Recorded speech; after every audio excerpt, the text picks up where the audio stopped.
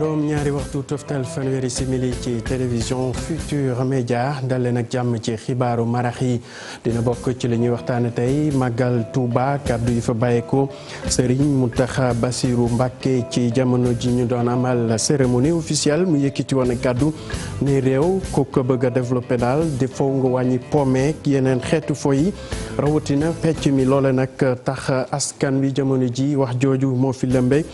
ñu jox kàddu gi sociologue bi mu ñëwaat rek ci li nga xamante ne mooy loolee mu sàkku nag ci ñi nga xam ne ñooy sénégalais kenn ku nekk nga xoolaat sa bopp ci loolu nag ñu nañu waxtaan ci li nga xamante ne rek mu aju ci yenn xeetu pecc yi ñuy gis ci télévision yi ak ci réseaux sociaux yi loole nag ñu gis ne yenn xeetu pecc yu tegginawul ba tax na rek ñuy sàkku ci ndaw yi ku ci nekk saxoo worma rawatina ñi nga xam ne ñoo leen di faral di seetaan ci loolu nag am sax ñu sàkku rek ci li ñu duppee brigade des mœurs mu gën a mu taxawal am taxawaay ci loolee ku ci def naka sudul noonu ñu mën a dal sa kaw ñu desandeek xarala yu yees yi ak réseaux sociaux yi assemblée nationale ci njiitalu ki nga xam ne rek Aymérou Gningue di président groupe parlementaire Benno Bokk Yaakaar ne nag noppi nañ ngir wote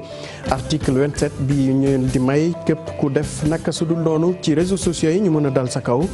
tax na sax rédaction bu télévision Futurs Médias samp ab laaj tey ndax ndoolee di ñu indil jafe-jafe ñi nga xam ne ñooy wéy jëfandikoo yi ana lan la mën a indi ci lu rafet ci li nga xamante ne rek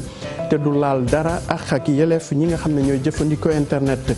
juróom benn fukki milliards ci suñu koppar moom la banque mondiale dugal ci li nga xamante ne moom la ñuy woowee ligne haute tension mu doon loo xam ne rek dina tax courant bu doy am fii ci suñu réew loolu nag nar a bàyyi ko kaay ca Mali ñëw ba ca Tambacounda ci diwaanu Sénégal OMVS moo amal projet bi ci njàppandal société bi ñu duppee société de gestion de l'énergie bu Manantali mu nar a may Senelec courant bu doy bu xam ne rek képp kuy sénégalais di nga ci gis sa bopp ci loolu nag ñi xamal ne rek ñi nga xam ne dinañ loru ci boobule projet dinañ leen jox ndàmpaay bu mucc ay mbokk yi li moo gënoon fës ci ponk yi boo leen taxirloo tuuti ñu faram fàcce ko.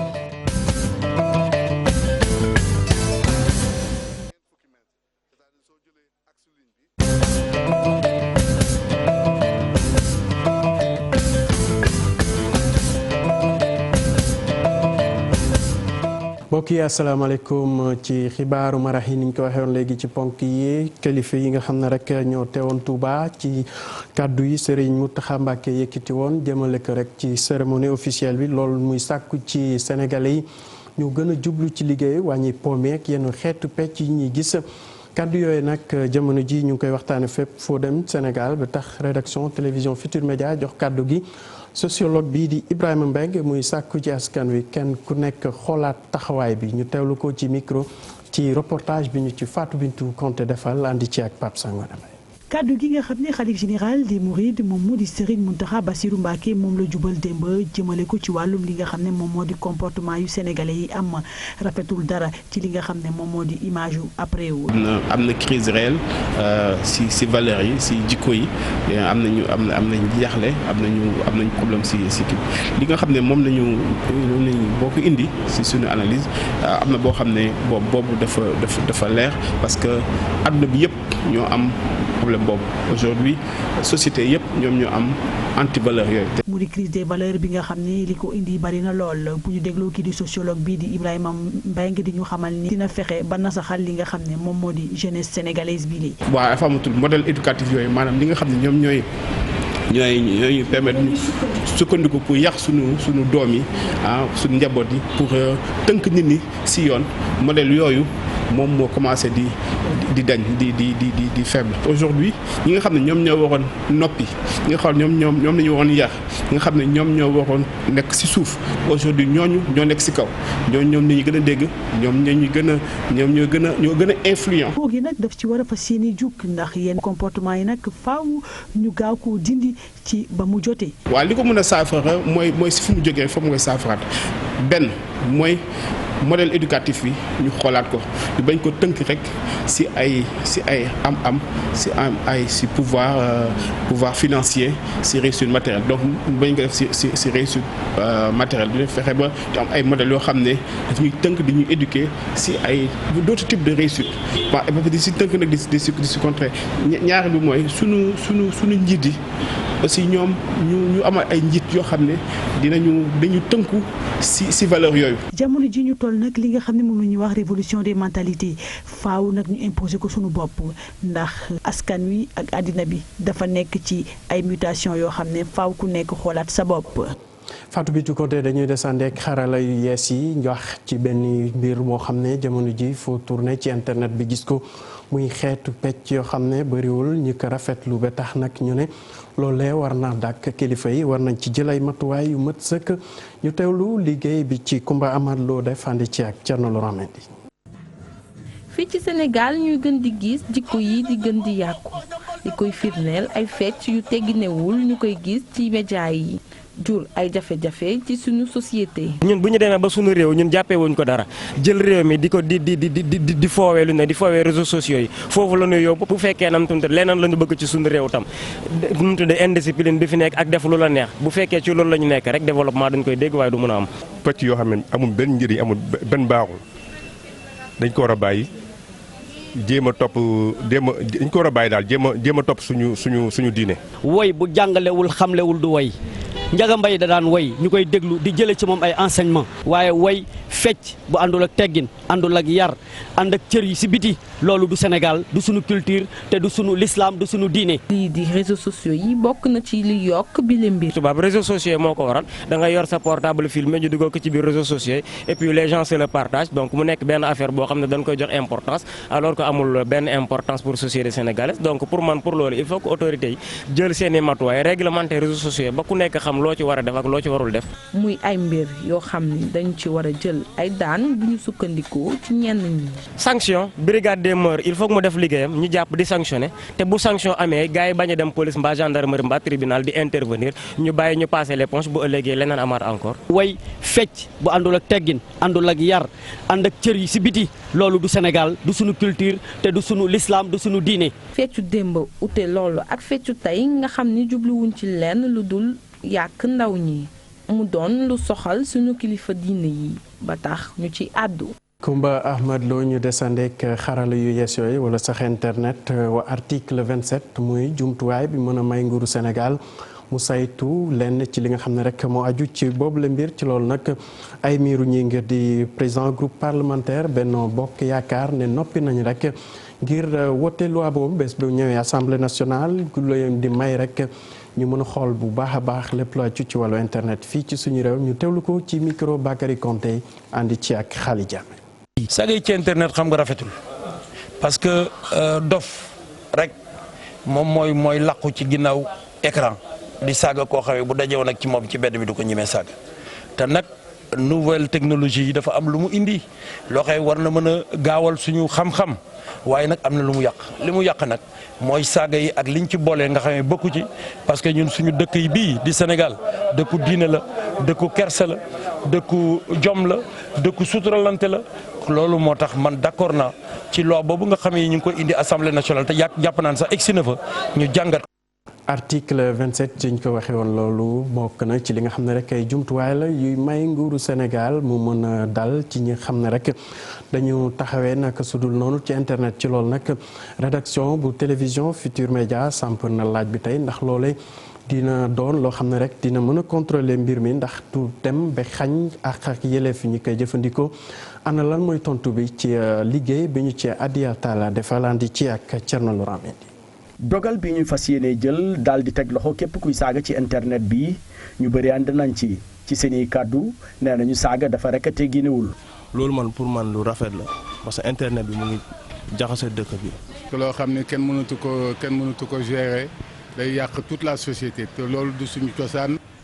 bu jëlee initiative rek c'est parce que mu ngi ci dëgg. donte ànd nañ ci wante ragal nañ ne rek dogal boobu am lu mu nëbb. saaga moom baaxul fi ñu ko defee nag moom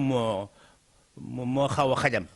waaw ba nit ñi mën nañ ko teg leneen wudul leneen alors comme yeeg nañ ci daal la ñuy def yemale candidat yëpp citoyen yëpp ku def loo xam ne du noonu ñu tere ko. gouvernement bi bu fekkee loolu moo ko tax a jóg je suis d'accord avec le gouvernement mais su fekkee ne il y a un agenda lu ñuy nëbb kooku du ma ci ànd. am ñu ne jël dogal li ni mel bu ñu moywul rekk dina gàllankoor liggéey yoon. li gën a yenu maanaa mooy mbir bi ñu koy topp na nekk dans l'intérêt de la justice na nekk topp yoo xamante ne dana jëriñ justice dana jëriñ société bi ndax mu bañ a jur safaan. waruñu rek abuser comme on dit trop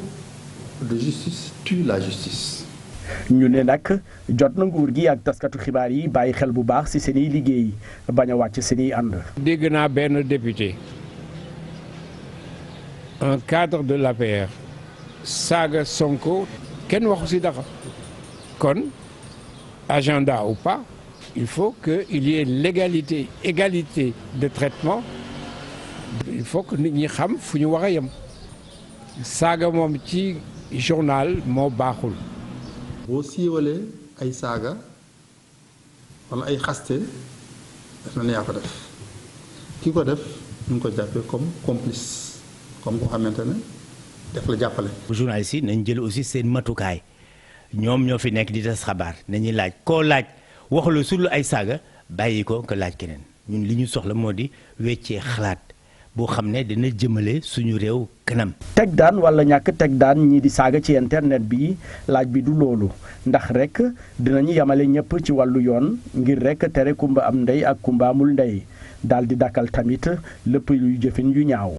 kër yi saytu lépp lu aju ci wàllu essence ak li ci bàyyeekoo doon amal ndaje fii ci Ndakaaru loolee may leen ñu wax ci lu baax a baax ci lépp lu aju ci seen wàllu secteur loolu nag gis nañu jamono ji am nañu ay jafe-jafe ba tax na ñu ngi sàkku ci kilifa yi rawatina pays yi nga xam ne rek ñoo fa teew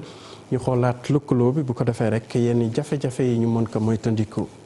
Ndeye Marie Dabo andi ci ak Thierno Laurent. investir jëm ci wàllum raffinerie nekk na jafe-jafe boo xam ni ñu ëpp ci société yi nekk fii ñu ngi koy jànkonteel jëm itam ci li nga xam ni mooy transformation produit hydrocarbures fii ci Afrique. le gouvernement. suñu gouvernement yi amuñu yenn moyens yi li ko waral mooy ni am na yoo xam ni ñoo gën a nekk priorité lu ci mel ni wàllum social ak njàng mi waaye itam lii di paj mi ci tënk daal maanaam lépp loo xam ne rek ay infrastructure la ñu war a jëmmal waaye itam fi nga xam ne nag mooy secteur privé bi nekk na itam problème bu am solo nekkul loo xam ne nag lu dynamique la ci secteur bi ñuy tuddee hydrocarbure. dimbale continent bi mu génn ci yooyu la jafe-jafe loolu le nekk li nga xam ni mooy mbébétu association des raffineurs africains ak ci ay tëralinam ngir mën a àgg fi ñu koy xaar. volonté politique mi ngi fi parce que volonté aussi acteurs yi gis ngeen ne tey ñu nekk ci wàllu pétrole yëpp fi la ñu yendu et donc loolu moo tax ñu dajaloo fii pour di def ay échange di xool nan lañ mën def ba mu gën a baax gën a dëgër te aussi ñu lëkkaloo ñun africains yi daal di nekk benn say nekk benn bopp. ba nga xam ne suñu naataangoo yi nekk Europe mbaa Amérique seen i intérêt nañ koy défendre ñun ñu mun a taxawandoo di yëkkateendoo di dóorandoo di défendre suñu intérêt. ARA ak ay partenaires am ci secteur bile ñoom fas yéene ñoo taxawal li nga xam ni mooy projet bu ñu wooyee raffinerie 2.0 te ñu jagleel ko li nga xam ni mooy coppi brut bi maanaam bi nga xam ni day doog a génn di ko defaree fii ci biir continent africain. kuréel bi ñu duppee plateforme banlieue 2019 mu nees nañu wax ne juddu na ci leen tax a jóg mooy fexe ba élection présidentielle yi ñu dëgmal ñu amale ko ci jàmm ak salaam loolu nag fas nañu yéene dugal ci seen loxo ci loolu sax dañu demoon seeti benn kilifa di maître madame Adama Gueye waxtaan ak moom ci li nga xam ne moom la ñu sumb bëgg a doon tamit mu doon seen taxawaay ci élection yooyu ñu teewlu ko ci micro Ibrahima Kane. taxaw temb pour ki fi nekk ak ki fi ñëw suba yëpp ñu xam ne système démocratique bu normal la ñu bëgg gestion wu sérieux la ñu bëgg réew mi delluwaat ci seen i citoyen maam Adama li ñu boole mooy démarche bi muy def ñun moom la ñuy donc bi ñu ñëwee ci moom benn objectif rek la ñu amoon waxtaane suba wu réew mi waxtaane Sénégalu suba waxtaane yan xeetu politique ñooy yore suñu réew parce que mënuñu nekk ci benn processus boo xam ne depuis 60 ans président bu fi ñëw opposition bi dajaloo xeex ko kooku ñëwaat yi def la fa président boobu jógewaat ainsi ba ñu am 4e président soppeeku amu fi dañu bëgg a xam ban profilu président la ñu bëgg a am suba citoyens yi di participer ci gestion wu dëkk bi yëpp di leer ñu xam suñu alal ak suñuy ndonee doom ak suñuy ndonee sët fan la jëm. mu nekkoon Ibrahima Khalil Diène di coordonnateur banlieue 2019 ñu wax ci leneen ñi nag di ngeen jóg rek ngir xeex lépp lu aju ci wàllu accident fii ci Sénégal loole nag direction prévention mu ngi wër biir Sénégal ngir wax ak askan wi rawatina ñi yëngu ci dawal oto ñu daw ndànk bu ko defee rek ak saxoo lépp lu aju itam ci wàllu code de la route ngir moytandiku jéey bàyyeekoo ci accident yi Ousmane Bienvenu Dione nekk kenn ci ñoom di expert en sécurité addu ci li leen tax a jóg rek ci micro Cheikh Anta Diop. nañu moytu surcharge dafa nekk loo xam ne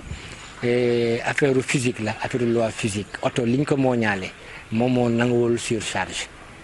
ok nit ku nekk am na lu ñu ko mooñaale nit am na loo xam ne nit attanu ko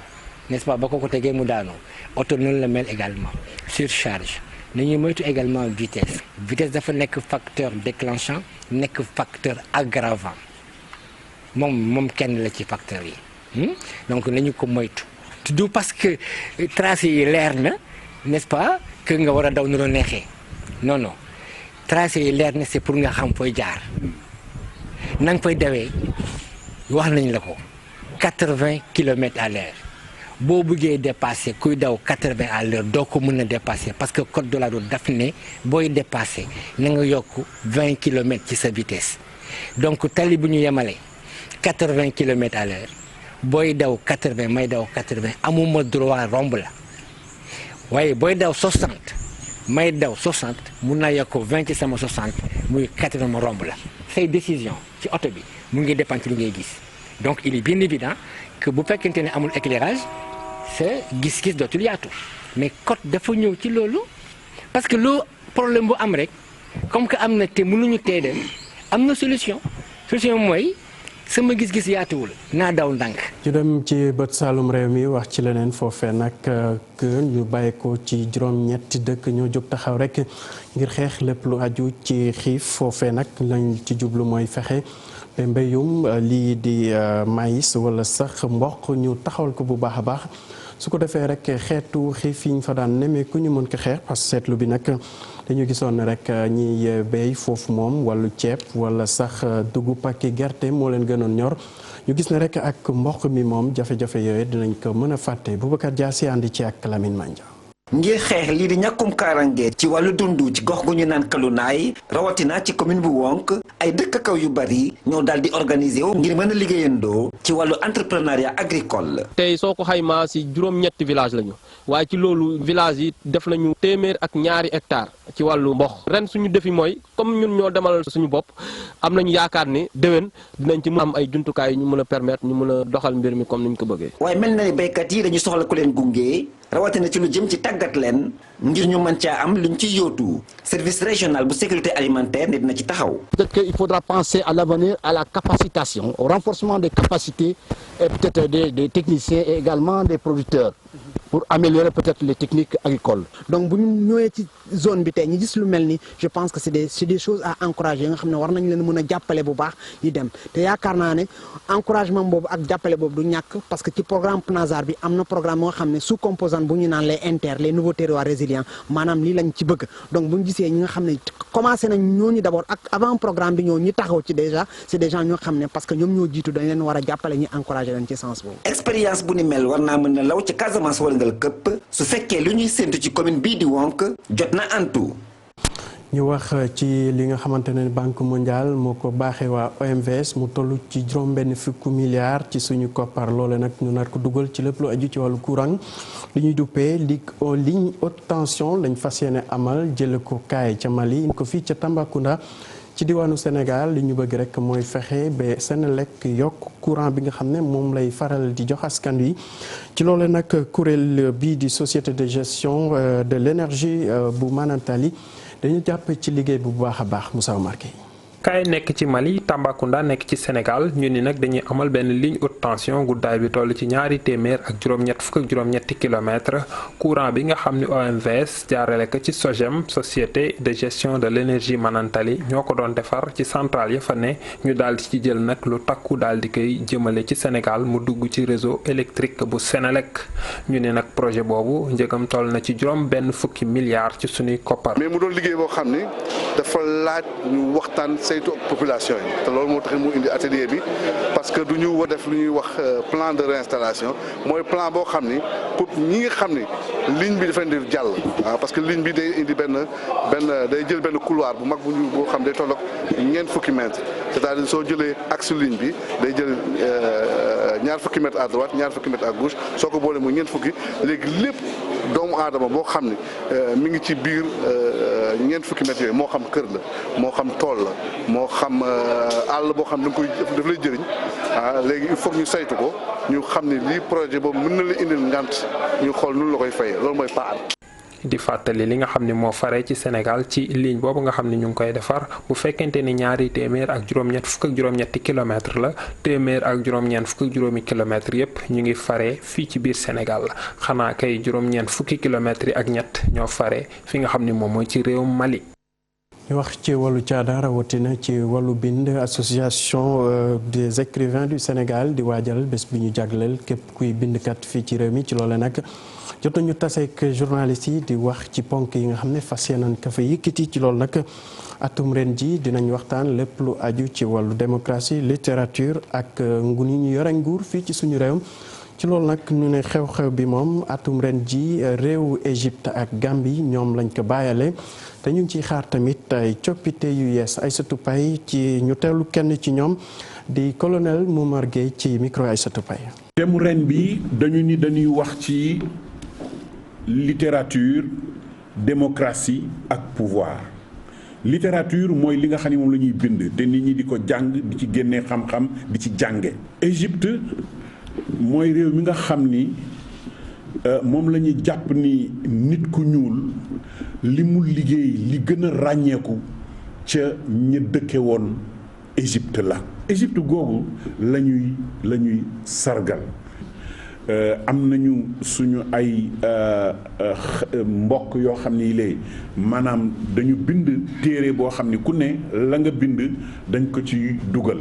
ay kilifa yu Sénégal ñu mel na ministre des affaires étrangères Sidiki Kaba ak ministre des affaires étrangères bu Gambie Mamadou Tangara di bindkat bokk ci ñun ñoom ñoo gën a ràññeeku ci loolu nga xam ni moom la ñu bëgg a tëral ren ngir wane ni Sénégal ak Gambie nekke benn. Sénégal ak Gambie nekk benn ci réew Gambie sax la ñu dem wax ci li nga xamante ne mooy dogal bu kilifa yi jël réew Gambie nag dina duggaat rek ci kuréel bi ñu duppee Commonwealth loole nag am na tey ñeenti at gannaaw ba président Yaya Jammeh décidé woon ne rek kuréel googee ñoom Gambie dootuñ ci bokk nguuru président Adama Barrow nag jëlaat na dogal bi rek ngir dugaat ci boobule kuréel ci fàttali nag Commonwealth dina leen may ñu mën a càmbar bu baax a baax lépp lu wàjju ci wàllu njënd ak njaay réew mi ak itam ñi nga xam ne rek dañuy faral di soxla yenn kayit yi ngir mën a tukki ci yenn dëkk yi nga xam ne rek ñoo bokk ci boobule kuréel ñu ngi ñuy xamal ne sax kii di Prince Charles dina teew foofee ca Gambie suba ngir màggal boobule xibaar loolu tamit dina ko may ñu amal ab tournée dem ci Nigéria ak ca Ghana mbokk yi yegg si nañ ci càppandaw xibaar yi di leen jaajëfal ci teewlu bi ci kanam tuuti Cheikh Tidiane Diaw dina fi teew tënkal leen xibaar yi ci nasaraan ci la ngeen jëf